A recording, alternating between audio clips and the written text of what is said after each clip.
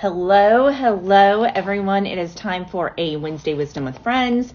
I am going to be inviting one of my friends. Here she is. Hold on a second. Oops. Invite. I'm inviting my friend Tamika. So, fun fact, I am not joining you all.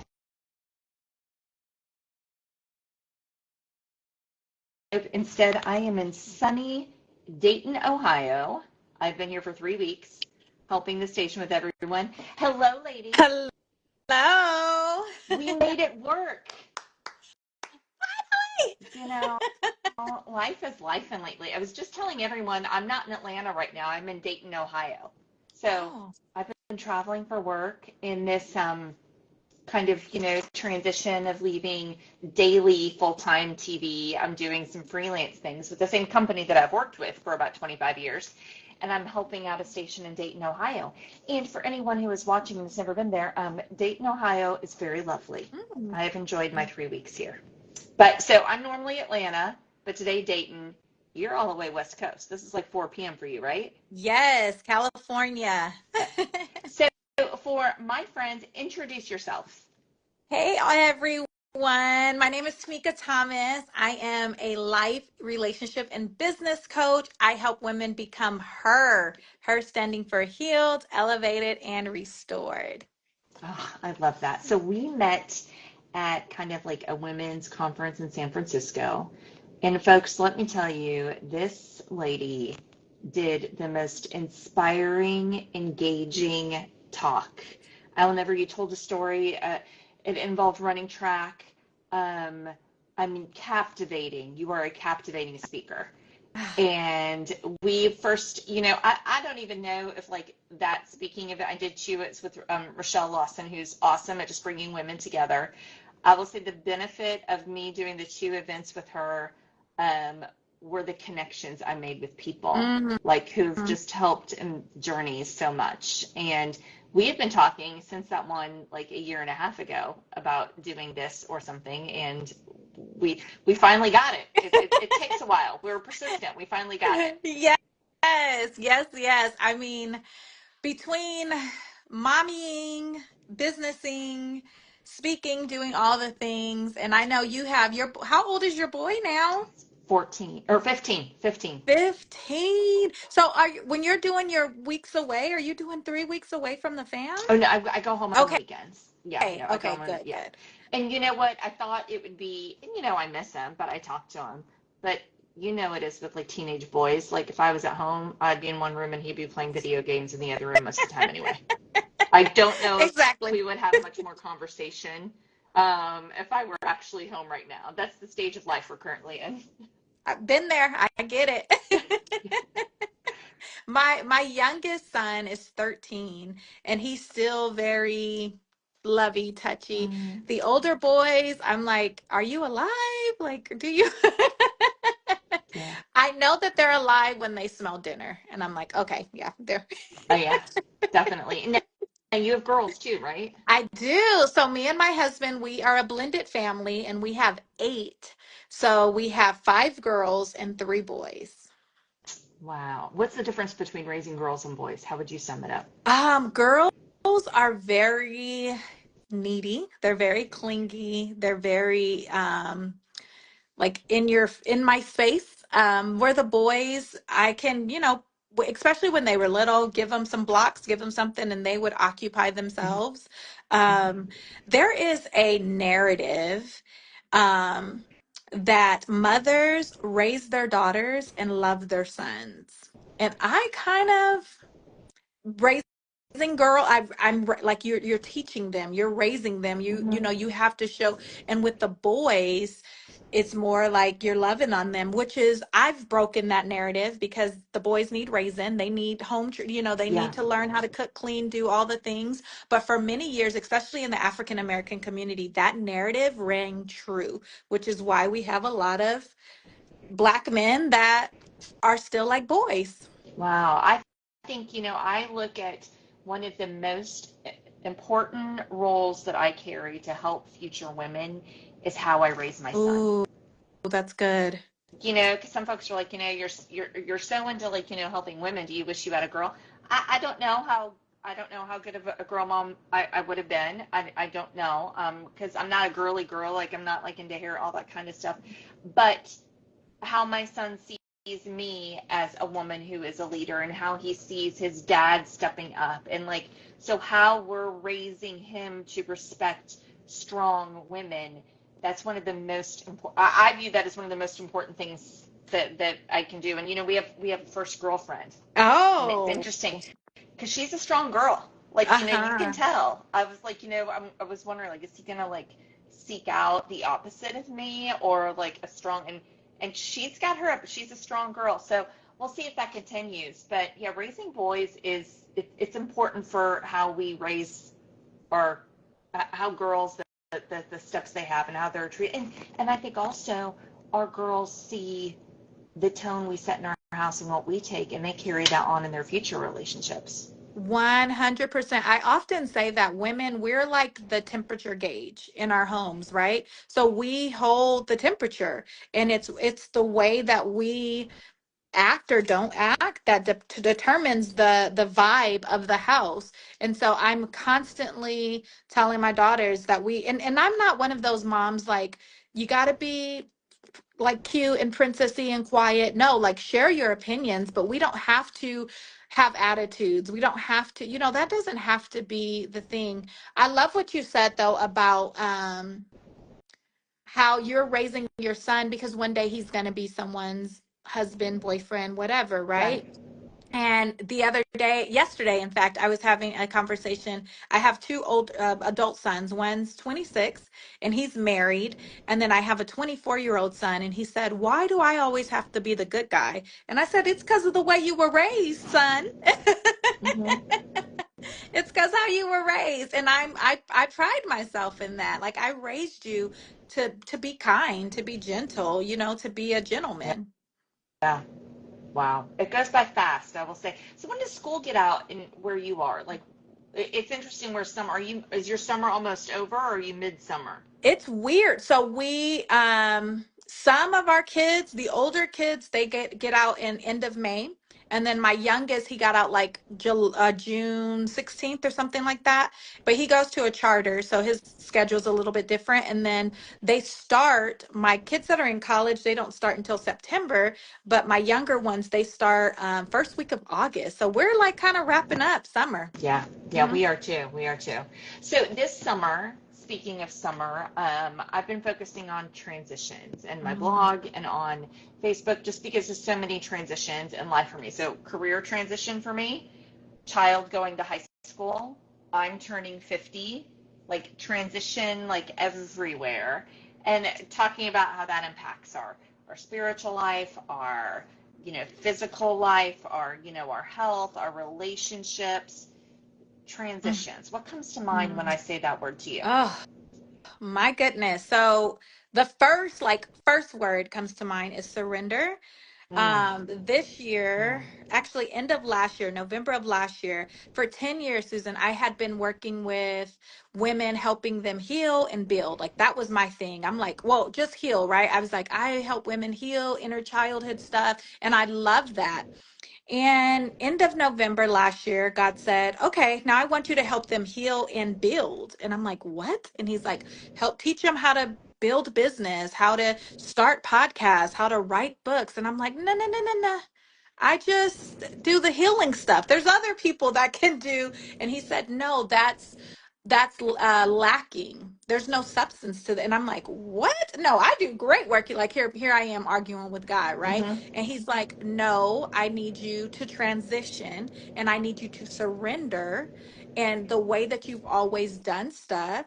And I want you to help women heal and build the life of their dreams." So I have been in this very uncomfortable, because that's the other thing about transition. It's uncomfortable. I've been Right. in this uncomfortable season of my life where I am transitioning business, but also we're moving. So that's a transition. Oh, and that, I think statistics say like moving and is like one of the highest stressful things that you go Mm-hmm. through. So Lots of transition. And I have literally been daily like, okay, I surrender this to you, God. I surrender because I feel like I could handle it, Right. even though I'll probably mess it up.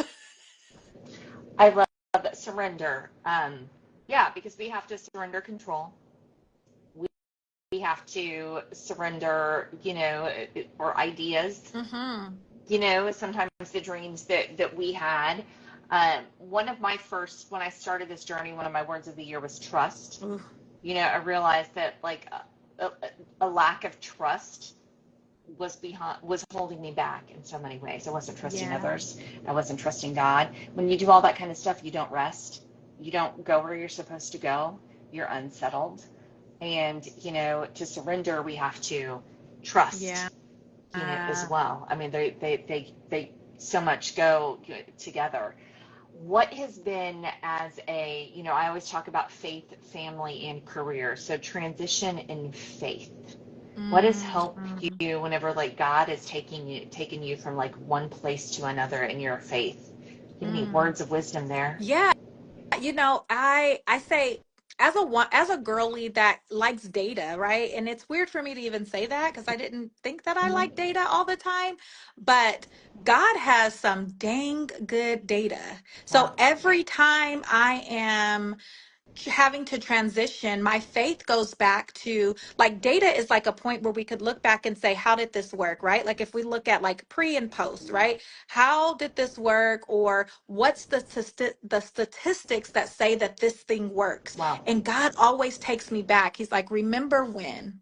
Remember when you didn't have food to feed the kids? Remember when you were, robbing Peter to pay Paul? Remember when you had that major stroke and you laid in the bed and didn't have the abilities to walk, talk, to do anything? Remember how I got you through that and you thought you were going to die? Remember when?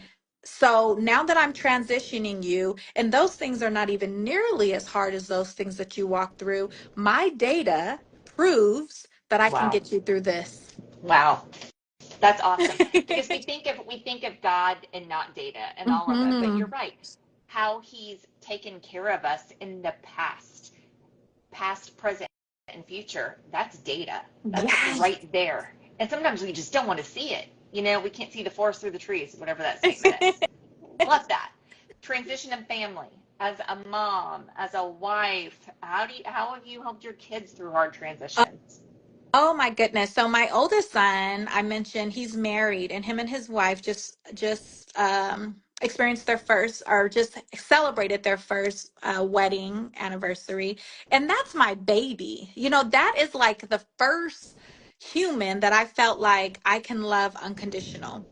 And I've had to transition the way that I interact with him. Like, I can't be texting my son at 10 o'clock at night. He has a whole wife, right? Like, the way that I interact with him has been not easy. It had like no one no one prepares you for having adult children, right? Like no one it's there's a saying that says when they're little they're on your lap, when they're older they're on your heart. So I do so much praying for my kids now.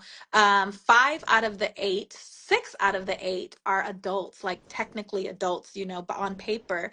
And so I'm having a lot of conversations. I'm no longer like raising them. Now I'm modeling and I'm teaching and the parenting never stops, but the way that I interact with them, the way that I talk to them, the way that we do things is completely different. And sometimes one of my daughters, Amaya, me and her are very, very close. Like we're very, very close. And sometimes I realize she's 19, like she's not a baby, and I don't have to talk to her that way or treat her that way. And I've given my children voice, and taught them boundaries from a very long age. So they'll tell me like, no, that's not cool. Like, no, you can't open my mail, or no, and I'm like, oh, okay. So I'm transitioning to those things. And it's also helping me see myself beyond the title of mom. I Mm, think when we're in the momming, we can't see ourselves beyond that. We do everything for our kids. And I'm like, no, you know what? I am a whole, I'm just a girl. You know, that trend that was going around, I'm still just a girl. So I need to make sure that, yes, the kids need this, that, and that, but what does Tamika need? And how am I taking care of me? Wow. Okay. So career, you talked about you've gone through a career transition. So through that, for somebody going through a similar transition right now. Yeah. I would kind of go back to faith, like trust God, trust God as you're going through this, but also know that you have everything inside of you to succeed. So often I think women, I don't know what men do, because I'm not a man, never been a man, don't plan to be in one ever. But I know that women, we never feel quite adequate enough. We feel like, well, if I get this a certification, or if I do this, or if I get this another degree, or if I do whatever, then I'm valuable. Then I should make the money that I desire. Then I actually, it's funny that that we're having this conversation, because I sent an invoice to a client and I went back and forth. I should charge a discount. I know that she doesn't have, I'm going to discount it a little bit. I'm going to do that. And I said, no, I had to like literally look myself in the mirror. You told her the price of this service. You gave her the service plus some, which women, we often do, right? We Mm-hmm. always give a little extra. Yep. And so now she needs to pay for the service that you provided. And I took a deep breath and I hit send on that invoice, and I did not discount myself for the first time ever in my life. I charged my value. And as women are transitioning in career, I want to literally, with my whole heart and chest, say, charge your value. Know your worth, because you've gone through the hard stuff. There's data on you too. You're a homemaker, you're a physician. Listen, we are doctors, lawyers, we're all the things as women. We have all the skill set that we need. So make sure that someone said, I heard someone say one time, charge the value and then add tax. So go on and add some extra on that. I needed that. That's what I needed that. So Yes. thank you. So for each other's followers who are going to be seeing this, either now or later, on Insta, tell everybody you've written some books, you've got podcasts, you do the things that you're talking about. Tell everyone what you do, where they can find you, how they can support you. Yes, thank you so much. So it is Tamika Thomas everywhere on all the social media places. I have 9 books. I have ebooks. I have 9 like hard copy books that I've written. Super excited about that. Actually, my first book I wrote in 2015. So it's almost 10 years old. That like blows my mind.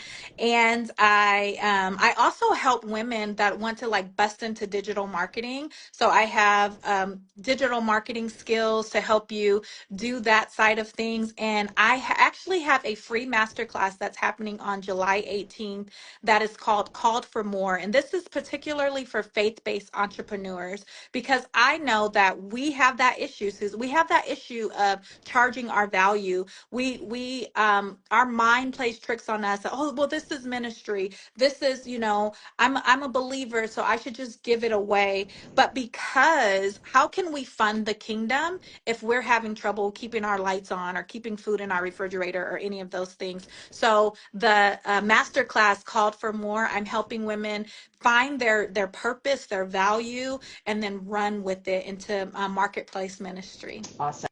I think, too, like one thing, like I tell people too, that it's as when you are a business owner and you hire people to help you, like, Mm-hmm. you are touching, I write about this in my book, that, you are touching and supporting other people. Then as a business owner, how you're like, I use an example, like in COVID, how I treated the people who helped me in my world, that spoke to them. And that Yeah. was an example. And we miss that piece of it sometimes. Mm, We miss how, like, like we feel bad if we hire somebody to help us clean our house or do something. But you know what?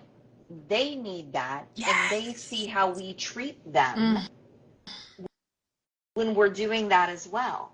So I think we forget about how we're playing a part as a business owner and running and helping people in what they're called to do and in tough spots, and Yes. it was, I've got some folks who I treated well in COVID. Like, you know what I mean? Like, I knew that they were taking a hit and I wasn't. And I think we will be forever indebted to each other through that bonding situation. That's Um, reciprocity, right? That is reciprocity at its core. And there will be times where you'll need it, and God will be like, oh, I remember when that data, there's that data again, right? I remember when Susan sowed into this person's life and help them in a time of need. Let me make sure, let me spin the block. I love when God spins the block and he's like, let me spin the block and help her in a time of need. So it's coming, and it's like an investment. It's an investment, and we don't do it in hopes of what's going to come. We right. just do it because,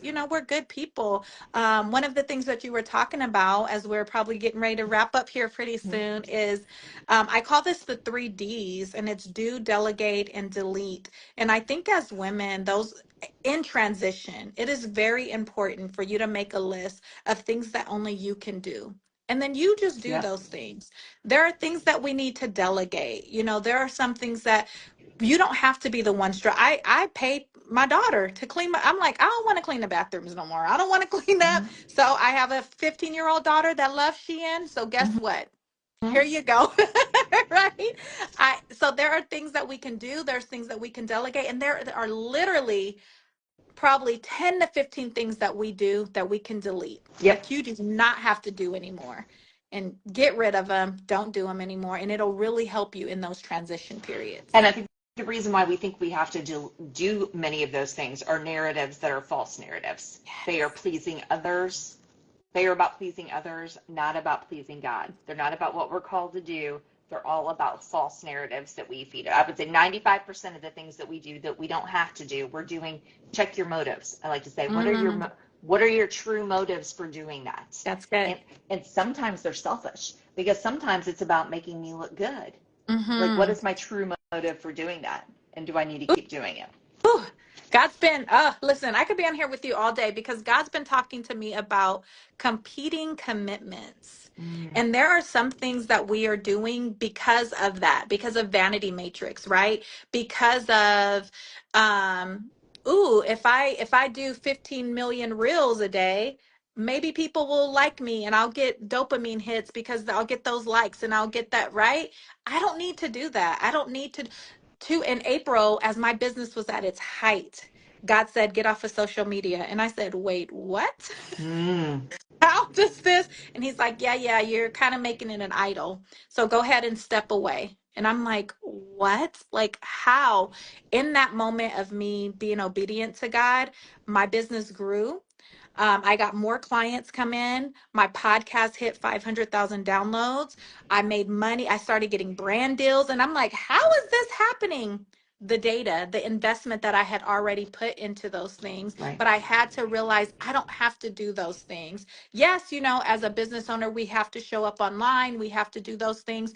But like you said, check your motives. Why? Why are you doing it? Are you doing it for those dopamine hits and the applause of others? Or are you doing it because you really want to spread the gospel of God, and or share our business is ministry, and we want to help other people see God through our online presence. So we just did a pep talk to each other today that I think we needed. Don't know if any of y'all got anything out of it, but I got something out of this. I got many things out of this. Tamika got some things out of this. So again, Tamika Thomas on all your socials, Yes. right? And for your followers who are seeing me, I'm Suzanne Nadell, SuzanneNadell.com, author of Wired to Lead. You can get it where books are sold. And now leading She Leads Church. So that's a fun thing that we are getting going and growing. So thank you. I hate that it took a year and a half for us to get this. A year and a half, and then the last like 3 weeks I was like, I feel like such a flake. You were mommying. You were doing what we do. You know what? Let's do it again, but let's not wait a year and a half. Sound Let's good? do it. Let's do Okay. it. I'm here for you. All right, sister, I'll talk to you soon. Talk to you Bye soon. bye. Bye, everyone.